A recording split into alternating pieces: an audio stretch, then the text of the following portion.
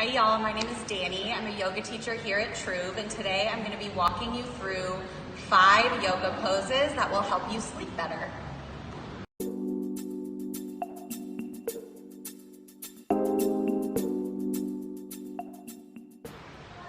So the first yoga for sleep move that I'm going to walk us through today is a pranayama, or a breathing technique called 4-part breathing. 4-part breathing is a great breathing technique that stimulates your parasympathetic nervous system, which is the part of your nervous system that focuses on rest and digest. So in order to come into 4-part breathing, I suggest, especially if you're doing this before bed, that you take it next to a wall so that you can feel really supported by your environment. So come into any comfortable seated position. You can do this in Baddha Konasana with your bottoms of your feet together. I'm gonna start it out just in a comfortable cross-legged position. Align your back against the wall if you are doing this at the wall, and really make sure that your spine is long, your shoulders are relaxed. Now for 4-part breathing, there's 4 parts to it, hence the name. The first part is taking a deep breath in to the count of 5. So close your mouth. You're going to take a deep inhale to the count of 5 through your nose. Then you hold at the top for another count of 5. Exhale for 5 through your nose.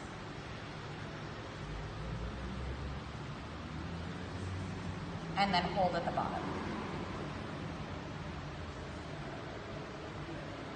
So this really simple hold for 5, breathe in for 5, hold again for 5, breathe out for 5 is a really great way to create a slower pattern in your breathing, a slower pattern in your body that gets you ready for sleep.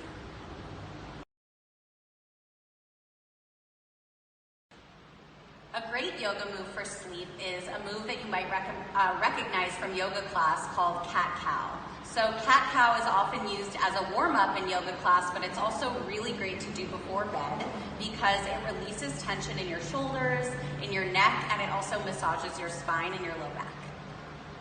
So to come into cat-cow, you should ramp up your wrists a little bit if you have tweaky wrists. So in order to do that, I just fold my mat and make sure that my fingers are below the height of my wrists.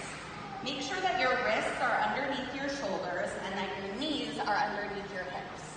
You can tuck your toes under like this, or you can have your feet flat, whatever's easier for you and what feels better in your low back. To come into cat-cow, relax your neck and your shoulders, hang your head down. You're then going to take a deep inhale, and as you inhale, bring your chest forward, your gaze forward, and your belly button will draw towards the mat. On your exhale, curl your spine, your navel comes towards your pubic bone, and your head will hang low with a relaxed shoulder. Inhale, gaze forward, chest comes forward, belly button comes towards your yoga mat. Exhale, head comes down, shoulders round, belly button comes towards pubic bone. Repeat this 4 or 5 times, and then you can come into a variation that I like to call disco kitty, which is really just doing whatever movements your body needs before bed in this tabletop position. So you can do some spine circling, you can push back into a little bit of a child's pose, making sure that whatever movement you're doing for your body, you're breathing really deeply in and out through your nose.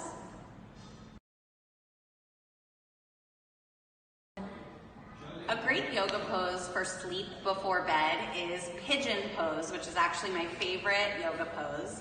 Pigeon is a super grounding pose. It releases all of the tension that you might be carrying around in your low back, and it also is a great one if you have tight hamstrings to loosen up your hamstrings. So I'm going to show you 2 versions of pigeon.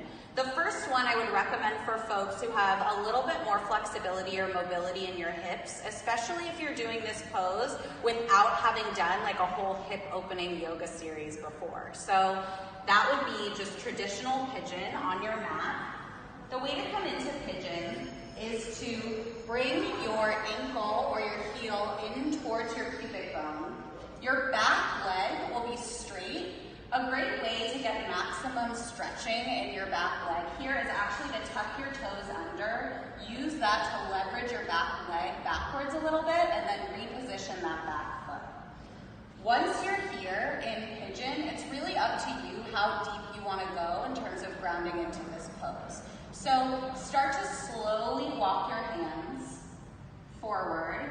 You can always put a block here. You can put a sweatshirt, a blanket, anything that really makes you feel like you can rest your head down and really ground into the pose.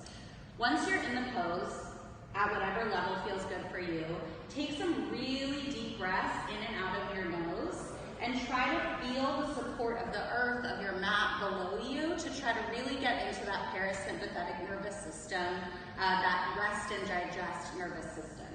So I would come here and probably take maybe 3 or 4 really deep breaths, and then to come out of the pose, slowly walk yourself up safely and then bend that back leg and come out of it. If you have a tweaky low back, really tight hamstrings or hips, there's another version of pigeon that you can do, which is pigeon on your back. I especially think this is a great pose to do next to a wall. So come onto your back, place your right foot onto the wall in a 90-degree position, and then you're gonna come into like a figure 4 stretch, essentially. Hug your legs towards your chest. You can have your hands back here behind your thigh. You can also bring your hands over here on your shin.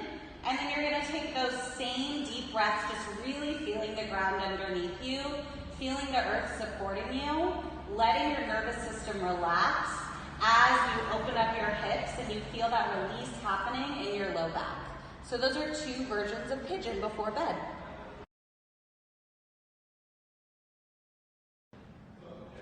One of my favorite yoga poses to do before bed is a lying down spinal twist, which you almost always do as a part of your cool down or your warm down during a yoga class.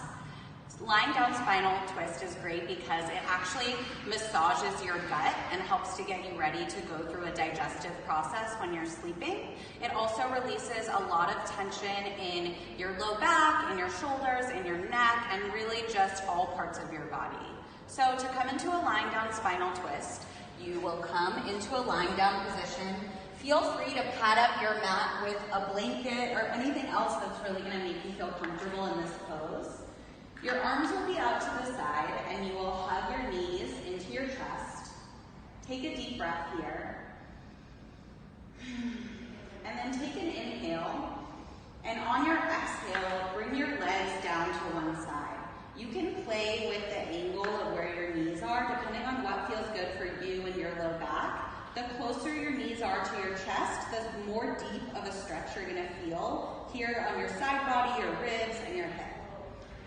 Then you want to try to make sure that your shoulders are evenly distributed on your mat. So if you need to bring a blanket under this opposite side shoulder, go ahead and do that to make sure that you're really able to ground down and rest into the mat. Once you're here, your palms are open. Take a deep inhale. As you exhale, try to come a little bit deeper into that twist. You can use this hand that's closest to your legs to apply a little bit of traction and pressure to just gently help to create even more of a stretch in your hips. All the while making sure that you're breathing really deeply through your nose and just increasing the flow of oxygen in your body. To come out of it, you'll hug your knees into your chest and then go into the twist on the other side.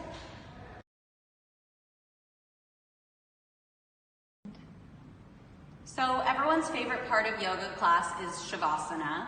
One of my favorite Shavasana poses at the end of class, or rest poses at the end of class, that I also really like to do before bed, I actually do this in my bed, is called Legs Up the Wall pose.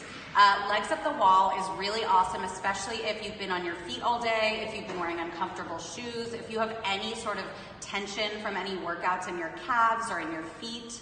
This is a really great pose to do. It also just really helps to slow down your breathing, slow down your nervous system, and get you ready to go to bed. So to come into Legs Up the Wall pose, you want to be near a wall. You lie down and scoot your butt as close to the wall as you can get it.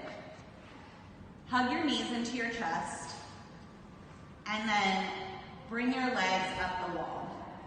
Now, I really like to do the bound version of this pose, so if you have a yoga strap or something like it at home, you're gonna take your strap, put it over your legs, and you're gonna have it right here, sort of like maybe 6 inches underneath your knees when you're upside down. This ensures that you don't have to put any effort into keeping your legs where they are. The strap is gonna do all of that work for you.